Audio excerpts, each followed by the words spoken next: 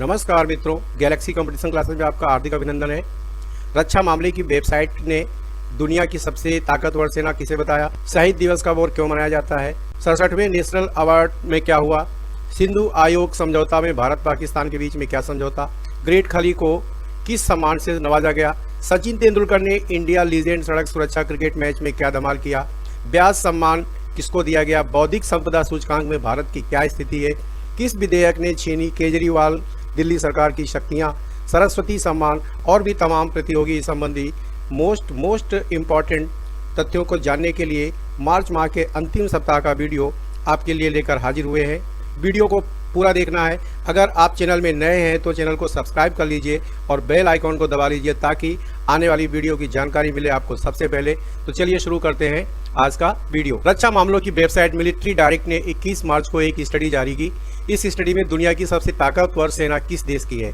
जी हाँ, तो इस स्टडी के अनुसार दुनिया की सबसे ताकतवर सेना आज की डेट में चाइना की है, उसके बाद में अमेरिका आता है, फिर रूस और चौथे नंबर पे भारत की है। अगर युद्ध होता है तो इसमें जीत किसकी होगी यह देखा जाए तो स्टडी में कहा गया है कि यदि कोई लड़ाई होती भी है तो समुद्री लड़ाई में चाइना जीतेगा, एयर लड़ाई में अमेरिका और जमीनी लड़ाई में रूस जीतेगा। अध्ययन के मुताबिक बजट, सैनिकों और वायु एवं नौसैन्य क्षमता जैसी चीजों पर आधारित इन अंकों से पता चलता है कि किसी भी काल्पनिक संघर्ष में विजेता के तौर पर चीन शीर्ष पर आएगा। रक्षा मामलों की वेबसाइट मिलिट्री डायरेक्ट में कहा गया है कि अमेरिका दुनिया में सेना पर खर्च करने वाला सबसे बड़ा देश है। यह 732 अरब डॉलर जो है अपनी सेना पर खर्च करता है। दूसरे नंबर पर आपका चाइना आता है, 261 अरब डॉलर खर्च करता है। बाकी के तथ्य इसमें दिए हुए हैं, आप लोग इनको पढ़ लीजिएगा, स्क्रीनशॉट ले लीजिएगा, मैंने साफ कर दिया है। चलिए अगले प्रश्न की ओर बढ़ते हैं। हाल ही में किस राज्य ने पीड़ित जानवरों को पशु स्वास्थ्य सेवा प्रदान करने हेतु भारत का पहला एम्बुलेंस नेटवर्क स्थापित करने की घोषणा की? तो ये आंध्र प्रदेश ने की है। अगले प्रश्न की ओर बढ़ते हैं। ये मोस्ट इंपॉर्टेंट प्रश्न है। विश्व क्षय रोग दिवस, वर्ल्ड टीबी डे, निम्न में से किस दिन मनाया जाता है? तो ये आपका 24 मार्च को मनाया जाता है। इसका थीम बहुत ही ज्यादा इंपॉर्टेंट है। इसका थीम था द क्लॉक इज टिकिंग। ये आपका लिखा हुआ है the clock is ticking. WHO के अनुसार यह दुनिया भर में मौत के शीर्ष 10 प्रमुख कारणों में से एक है। कौन सा? टीबी। क्षय रोग टीबी हवा के माध्यम से फैलता है और यह आमतौर पर फेफड़ों पर हमला करता है, लेकिन शरीर के अन्य भागों पर भी फैल सकता है। अब बात आती है कि ये 24 मार्च को ही क्यों मनाया जाता है? तो 1882 बहुत ही स्टैटिक क्वेश्चन है जो पूछा जाता है, याद रखिएगा। 1882 में डॉक्टर रॉबर्ट कोच ने इसी दिन बैक्टीरिया की खोज की थी। जी हाँ, 24 मार्च को बैक्टीरिया की खोज की थी, जिसके चलते टीबी की बीमारी होती है। यह माइक्रोबैक्टीरियम ट्यूबरकुलोसिस बैक्टीरिया के कारण ही होता है।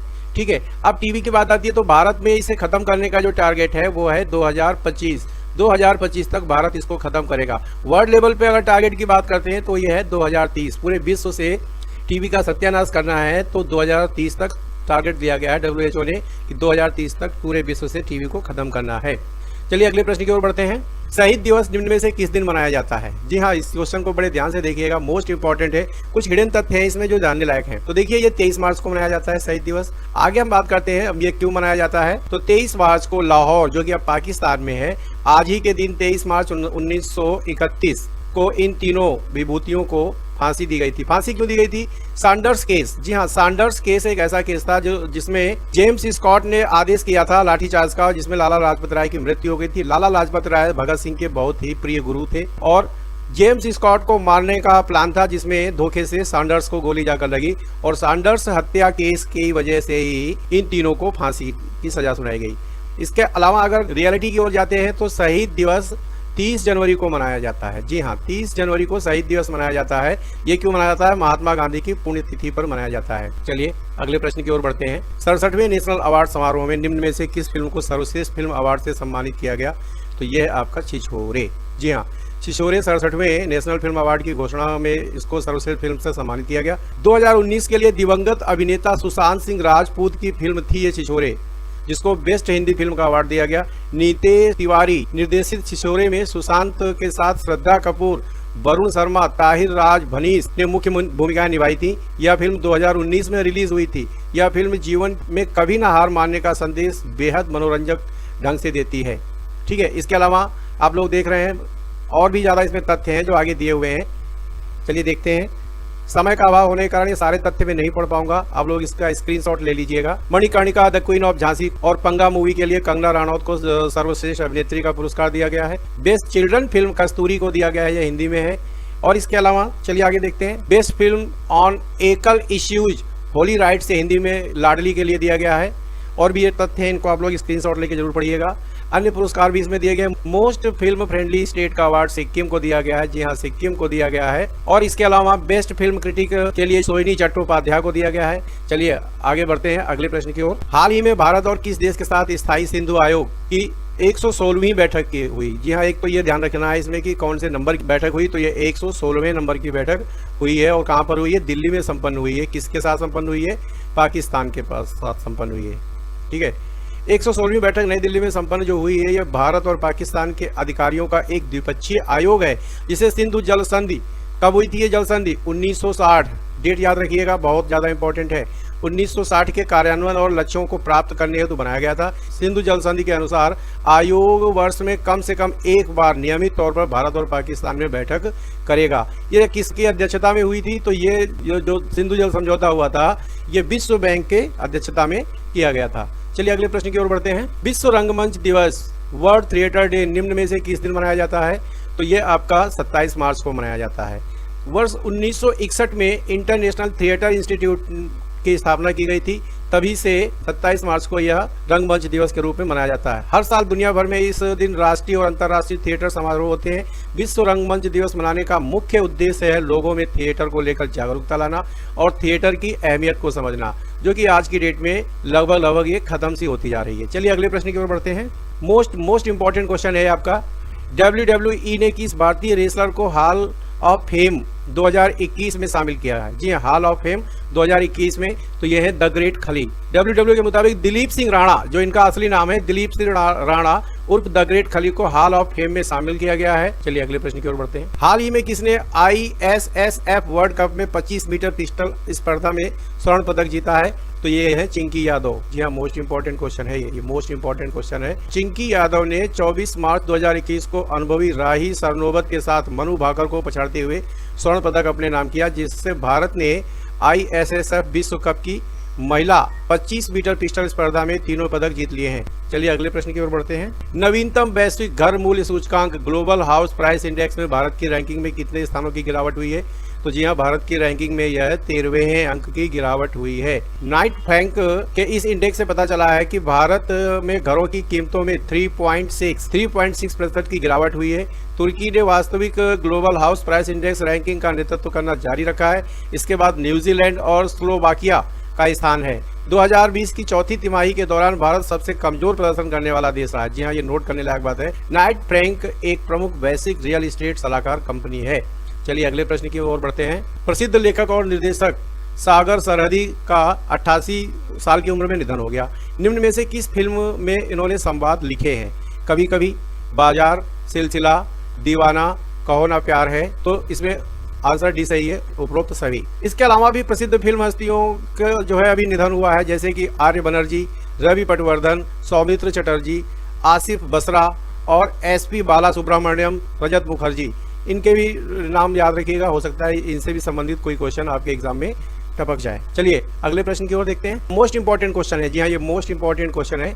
इंडिया लीजेंड ने सड़क सुरक्षा वर्ल्ड सीरीज 2021 में श्रीलंका लीजेंड्स को हराया। इसके बारे में कौन सा कथन गलत है? तो इंडिया लीजेंड्स ने सड़क सुरक्षा वर्ल्ड सीरीज के फाइनल में श्रीलंका लीजेंड्स को 14 रनों से हराया। जी हाँ, 14 रनों से ही फाइनल में हराया था, ये भी सही है। सचिन तेंदुलकर को उनके उत्कृष्ट प्रदर्शन के लिए प्लेयर ऑफ द मैच का पुरस्कार दिया गया, ये गलत है। इस टूर्नामेंट में सचिन तेंदुलकर ने इंडिया लीजेंड्स टीम का नेतृत्व किया, ये सही है। तिलक रत्ने दिलशान ने श्रीलंका लीजेंड्स का नेतृत्व किया, जी ये भी सही है। तिलक रत्ने दिलशान को 8 मैचों में 271 रन बनाने के लिए मैन ऑफ द सीरीज के रूप में चुना गया, ये भी सही है। तो ये बी वाला गलत क्यों है? प्लेयर ऑफ द मैच का पुरस्कार नुवेन कुलशेखरा को दिया गया, जो कि श्रीलंकाई लीजेंड्स हैं। अगले प्रश्न की ओर बढ़ते हैं। भारतीय महिला क्रिकेट टीम की किस खिलाड़ी ने ऑस्ट्रेलिया की बेथ मुनी को पछाड़कर ICC की T20 क्रिकेट में नंबर 1 बल्लेबाजी की रैंकिंग हासिल की है? तो ये है आपकी शेफाली वर्मा। शेफाली वर्मा भारत की युवा विस्फोटक महिला बल्लेबाज हैं। Shefali Verma International Cricket Council यानी आईसीसी की महिलाओं की ताजा T20 इंटरनेशनल रैंकिंग में एक बार फिर से नंबर 1 पर पहुंच गई है। महिला T20 रैंकिंग में टॉप 10 में मौजूद अन्य भारतीय महिलाओं की अगर बात की जाए तो स्मृति मंधाना 7वें स्थान पर और जेमिमा रोड्रिग्स 9वें नंबर पर स्थित हैं। चलिए अगले प्रश्न की ओर बढ़ते हैं। मिताली राज महिला क्रिकेट टीम की कप्तान है। केंद्र सरकार ने कर्मचारी भविष्य निधि यानी पीएफ में होने वाली जमा की कर मुक्त ब्याज की वार्षिक सीमा को 2.5 लाख से बढ़ाकर कितना कर दिया। यानी कि आपके पीएफ में अगर आप कहीं जॉब करते हैं, आपका पीएफ कटता है, तो पहले इसमें सीमा थी 2.5 लाख रुपए तक का अगर आपका पीएफ होता था तो उसमें किसी भी प्रकार का टैक्स नहीं होता था। लेकिन ये सीमा बढ़ा दी गई है, तो ये सीमा अब कर दी गई है 5 लाख रुपए। यानी अगर आपका सालाना पीएफ 5 लाख रुपए तक का कटता है तो उस पर किसी भी प्रकार का टैक्स नहीं लगेगा। चलिए अगले प्रश्न की ओर बढ़ते हैं। विश्व मौसम विज्ञान दिवस वर्ल्ड मेट्रोलॉजिकल डे निम्न में से किस दिन मनाया जाता है। तो ये आपका 23 मार्च को मनाया जाता है। जी हाँ, ये आपका 23 मार्च को मनाया जाता है। क्यों मनाया जाता है? इस दिन को मनाने के पीछे मुख्य कारण है कि लोगों को मौसम विज्ञान और इससे हो रहे बदलावों के प्रति जागरूक करना है। मौसम विज्ञान दिवस मनाने में विश्व मौसम संगठन का अहम योगदान है और इसके अलावा 23 मार्च को ही 1950, जी हाँ 1950 23 मार्च को विश्व मौसम संगठन की स्थापना की गई थी। तभी से आपका विश्व मौसम विज्ञान दिवस मनाया जाता है। चलिए अगले प्रश्न की ओर बढ़ते हैं, क्वेश्चन नंबर 16 की ओर। हाल ही में मध्य प्रदेश और किस राज्य के मुख्यमंत्रियों के द्वारा केन बेतवा लिंक परियोजना को लागू करने हेतु एक समझौता ज्ञापन पर हस्ताक्षर किए गए। तो ये उत्तर प्रदेश है। केन नदी और बेतवा नदी का जो पानी है उत्तर प्रदेश से होकर भी बहता है। उत्तर प्रदेश हाल ही में मध्य प्रदेश और उत्तर प्रदेश के मुख्यमंत्रियों द्वारा केन बेतवा लिंक परियोजना को लागू करने हेतु एक समझौता ज्ञापन पर हस्ताक्षर किए, जो कि नदियों को आपस में जोड़ने के लिए, जी केन नदी और बेतवा नदी को आपस में जोड़ने के लिए राष्ट्रीय परिप्रेक्ष्य योजना की पहली परियोजना है। इस महत्वाकांक्षी परियोजना को लागू करने के लिए दोनों राज्यों द्वारा विश्व जल दिवस यानी कि 22 मार्च के अवसर पर केंद्र के साथ एक त्रिपक्षीय समझौते पर हस्ताक्षर किए। जी हाँ, त्रिपक्षीय समझौते पर हस्ताक्षर किए। चलिए अगले प्रश्न की ओर बढ़ते हैं। ये इंपॉर्टेंट क्वेश्चन है, मोस्ट इंपॉर्टेंट क्वेश्चन है। एशिया का सबसे बड़ा ट्यूलिप गार्डन पर्यटकों के लिए खोल दिया गया। इस गार्डन का नाम क्या है तथा भारत के किस शहर में ये स्थित है। तो ये Indira Gandhi memorial tulip garden है इसका नाम, और ये भारत के जम्मू कश्मीर के श्रीनगर में स्थित है। इसमें 64 से अधिक किस्मों के 15 लाख ट्यूलिप फूल हैं। इसे 2018 में फूलों की खेती और पर्यटन को बढ़ावा देने के लिए खोला गया था। ट्यूलिप गार्डन जबरवान रेंज की तलहटी में 30 हेक्टेयर में फैला हुआ है। यह डल झील के किनारे स्थित है। ट्यूलिप फेस्टिवल यानी महोत्सव श्रीनगर में मार्च और मई के बीच आयोजित किया जाता है। कश्मीर में ट्यूलिप मार्च के अंतिम सप्ताह में यानी 15 से 20 मार्च तक इसके फूल खिलते हैं। और एक खास बात है, 31 अक्टूबर 2019 को जम्मू कश्मीर से धारा 370 को खत्म करके इसको 2 केंद्र शासित राज्यों में विभाजित कर दिया गया था, पहला जम्मू कश्मीर और दूसरा लद्दाख। तो आज की स्थिति को अगर हम देखते हैं तो आज हमारे देश में 28 राज्य और 8 केंद्र शासित प्रदेश हैं। अगले प्रश्न की ओर बढ़ते हैं। ये भी इंपॉर्टेंट प्रश्न है। किस हिंदी लेखक को प्रतिष्ठित व्यास सम्मान 2020 से सम्मानित किया गया। तो ये आपका है शरद पगारे को। जी हाँ, ये आपके शरद पगारे हैं। व्यास सम्मान की बात करते हैं, ये आपका दिया हुआ है 1991 में से व्यास सम्मान को शुरू किया गया था। के बिरला फाउंडेशन भारत ने उन लोगों को प्रतिष्ठित या पुरस्कार देता है जिन्होंने हिंदी भाषा के साहित्य में काम किया है और पिछले 10 वर्षों में यानी 10 वर्षों में अपने काम को प्रकाशित भी किया है। व्यास सम्मान की विजेता को 4 लाख रुपए, जी हाँ 4 लाख रुपए की धनराशि, प्रशस्ति पत्र और पट्टिका भेंट की जाती है। हिंदी लेखक शरद पगारे को प्रतिष्ठित व्यास सम्मान 2020 से सम्मानित किया जाना उनके उस उपन्यास यानी पाटलिपुत्र की साम्राज्ञी, ये उपन्यास का कवर पेज है, पाटलिपुत्र की साम्राज्ञी के लिए दिया गया है। ठीक है, व्यास सम्मान 2019 की अगर बात करते हैं, 2020 का तो इनको दिया गया है शरद पगारे को। 2019 का जो है नासिरा शर्मा को उनके उपन्यास कागज की नाव के लिए दिया गया था। तो जो हाँ कभी कभी पिछला भी पूछ देते हैं, तो 2019 में नासिरा शर्मा को कागज की नाव उपन्यास के लिए ये व्यास सम्मान दिया गया था। 2020 में शरद पगारे को दिया गया। अगले प्रश्न की ओर बढ़ते हैं। केंद्रीय मंत्रिमंडल ने भारत के यूपीएससी और अफगानिस्तान के IRCSC के बीच एक समझौता ज्ञापन को मंजूरी दी। इस बारे में सही विकल्प का चयन करें। तो देखिए, वे सार्वजनिक सेवा भर्ती और चयन प्रक्रिया के आधुनिक दृष्टिकोण का अनुभव साझा करेंगे दोनों एक दूसरे से। वे का मतलब दोनों देश एक दूसरे से यानी कि भारत और अफगानिस्तान। वे लिखित परीक्षाओं की तैयारी में सूचना प्रौद्योगिकी यानी IT के उपयोग और कंप्यूटर आधारित परीक्षा यानी CBT परीक्षा और ऑनलाइन परीक्षाओं के आयोजन की जानकारी एक दूसरे को साझा करेंगे। पुस्तकों, मैनुअल और अन्य गैर गोपनीय दस्तावेज को साझा करना इस समझौते का ज्ञापन का एक हिस्सा है। तो ये चारों विकल्प सही है। इसके अलावा अगर हम बात करते हैं संघ लोक सेवा आयोग की यानी UPSC की, तो यह लोक सेवकों के लिए भारत की प्रमुख केंद्रीय भर्ती की एक एजेंसी है। इसकी स्थापना ब्रिटिश भारत के समय हुई थी। इसकी स्थापना 1926 में की गई थी। इसका मुख्यालय नई दिल्ली में है। इसका मुख्यालय नई दिल्ली में है। और यूपीएससी के अध्यक्ष इस समय प्रदीप कुमार जोशी, जी हाँ, प्रदीप कुमार जोशी। बात करते हैं आर्टिकल 312, मोस्ट इंपॉर्टेंट है, बहुत ज्यादा पूछा गया है। आर्टिकल 312 के तहत हमारे संविधान में यूपीएससी की सेवा का वर्णन किया गया है और यूपीएससी में पदों के सृजन की शक्ति लोकसभा को नहीं, सिर्फ राज्यसभा को ही प्राप्त है। चलिए अगले प्रश्न की ओर बढ़ते हैं। ये भी इंपॉर्टेंट क्वेश्चन है। बौद्धिक संपदा सूचकांक 2021 में भारत को किस स्थान पर रखा गया है? तो ये भारत को 40वें स्थान पर रखा गया है। ठीक है। यह UN chamber of commerce global innovation policy centre द्वारा प्रतिवर्ष मनाया जाता है। इसको आप, ये सारे फैक्ट्स आप लोग स्क्रीनशॉट लेके पढ़ सकते हैं। भारत 40वें स्थान पर है। भारत जो है 100 में से 38.4 अंक भारत को प्राप्त हुए हैं। इसके अलावा यूएस, यूके, जर्मनी, फ्रांस और जापान 2021 के बौद्धिक संपदा सूचकांक में शीर्ष 5 अर्थव्यवस्थाएं कौन कौन सी? नंबर 1 पर है US, United state of America, US.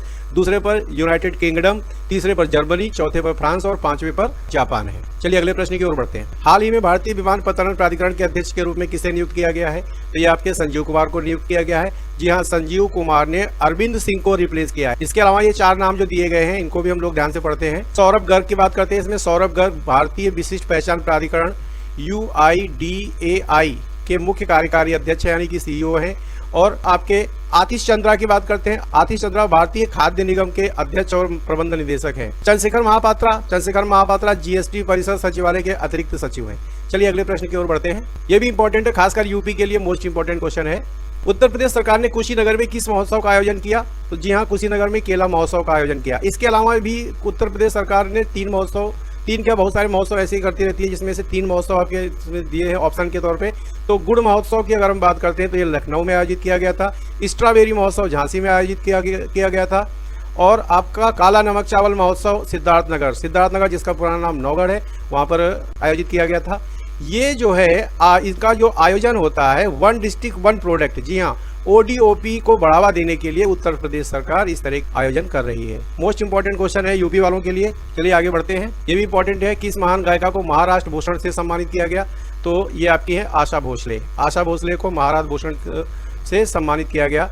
यह महाराष्ट्र सरकार का सर्वोच्च सम्मान है। यह साहित्य, कला, खेल, विज्ञान, सामाजिक कार्य, पत्रकारिता और लोक प्रशासन तथा स्वास्थ्य सेवाओं के क्षेत्र में हर साल प्रदान किया जाता है। महाराष्ट्र के जो मुख्यमंत्री हैं उद्धव ठाकरे हैं, उनकी अध्यक्षता वाली एक समिति ने इस पुरस्कार के लिए आशा भोसले को चुना है। महाराष्ट्र भूषण के विजेताओं को 10 लाख, जी हाँ, 10 लाख रुपए का नगद पुरस्कार, एक स्मृति चिन्ह और प्रशस्ति पत्र प्रदान किया जाता है। चलिए अगले प्रश्न की ओर बढ़ते हैं। राजनाथ सिंह और सू वूक ने दिल्ली छावनी के भारत कोरियाई द्विपक्षीय मैत्री पार्क का उद्घाटन किया। इनमें से कौन सा कथन गलत है? जी हाँ, देखना इसमें कौन सा कथन गलत है। इसे 1950 और 53 के कोरियाई युद्ध में भारतीय शांति सैनिकों के योगदान की याद में बनाया गया था। मोस्ट इंपॉर्टेंट है, ध्यान रखिएगा, ये सही है। दक्षिण कोरियाई रक्षा मंत्री चुंग सी क्यून, जी हाँ, ये चुंग सी क्यून है, जो दक्षिण कोरियाई रक्षा मंत्री नहीं है। चूंकि राजनाथ सिंह रक्षा मंत्री हैं तो इनके समकक्ष जो है सुह वूक रक्षा मंत्री होंगे, इसलिए ये क्वेश्चन, ये वाला ऑप्शन गलत है। तो चुंग सी न्यूक कौन है? तो ये दक्षिण कोरिया के राष्ट्रपति हैं। ठीक है, बाकी के जो ऑप्शन है ये भी सही है। यात्रा का मुख्य उद्देश्य दोनों देशों के बीच द्विपक्षीय रक्षा और सैन्य सहयोग को बढ़ावा देना था, सही है। दक्षिण कोरिया भारत के प्रमुख रक्षा आपूर्तिकर्ताओं में से एक है, जी ये भी सही है। दक्षिण कोरिया के जो राष्ट्रपति हैं वो है मून जे इन। दक्षिण कोरिया की अगर बात करते हैं तो यह पूर्वी एशिया का एक देश है। उत्तर कोरिया के साथ इसकी सीमा साझा होती है और इसकी राजधानी सियोल है। उत्तर कोरिया की अगर बात करते हैं तो वहां के तानाशाह हैं आपके किम जोंग उन। चलिए अगले प्रश्न की ओर बढ़ते हैं। राष्ट्रपति ने राष्ट्रीय राजधानी क्षेत्र यानी दिल्ली सरकार संशोधन विधेयक 2021 को स्वीकृति प्रदान की। जी हाँ, ये बहुत इंपॉर्टेंट है। इसमें क्या है, दिल्ली सरकार यानी केजरीवाल सरकार की शक्तियों को काफी हद तक छीन कर दिया गया है। राष्ट्रीय राजधानी क्षेत्र, इसमें से कौन सा ऑप्शन गलत है ये हमें छांटना है। राष्ट्रीय राजधानी क्षेत्र दिल्ली सरकार संशोधन विधेयक 25 मार्च को संसद द्वारा पारित किया गया, ये सही है। विधेयक के अनुसार दिल्ली में सरकार का अर्थ उपराज्यपाल होगा। जी हाँ, अभी तक दिल्ली में सरकार का अर्थ मुख्यमंत्री होता था, अब विधेयक के अनुसार दिल्ली में सरकार का अर्थ होगा उपराज्यपाल, यानी कि केजरीवाल सरकार अब नहीं रही। यह भी प्रस्तावित किया गया कि दिल्ली सरकार को कोई भी कार्यकारी निर्णय लेने से पहले LG यानी कि लेफ्टिनेंट गवर्नर यानी उपराज्यपाल की राय लेनी होगी। वहाँ के उपराज्यपाल कौन है?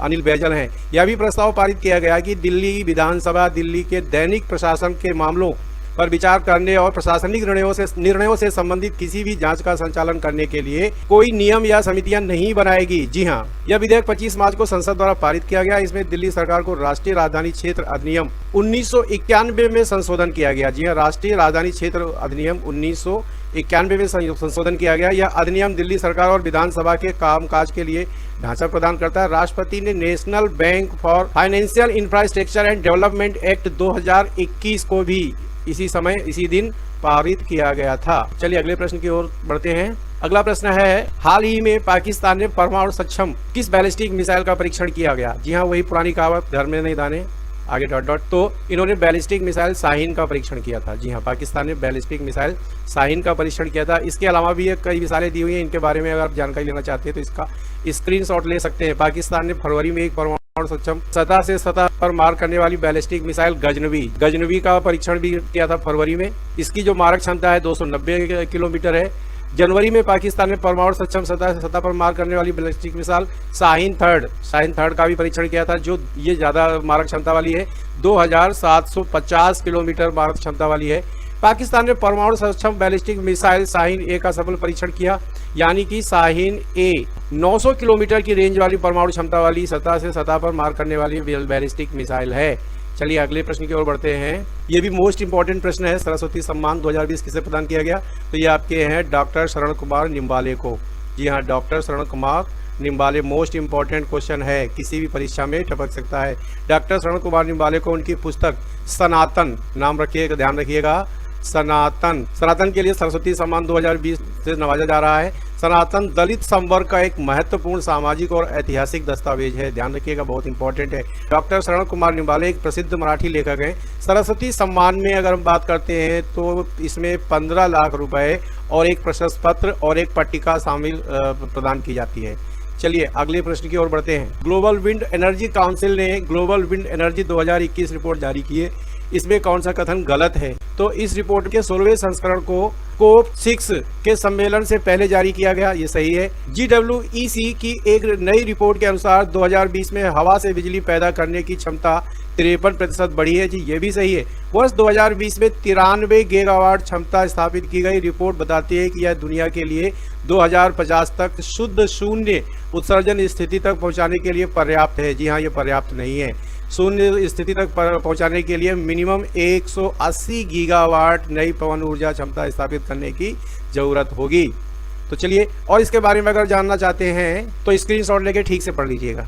आज का वीडियो यहीं समाप्त होता है। चैनल में नए हैं तो प्लीज़ प्लीज़ प्लीज़ कृपया चैनल को सब्सक्राइब कर लीजिए, बेल आइकन को दबा लीजिए, ताकि आने वाली नई वीडियो की जानकारी मिले आपको सबसे पहले।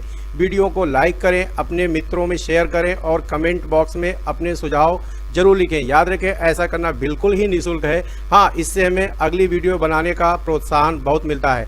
वीडियो देखने के लिए बहुत बहुत धन्यवाद। आपका दिन शुभ हो।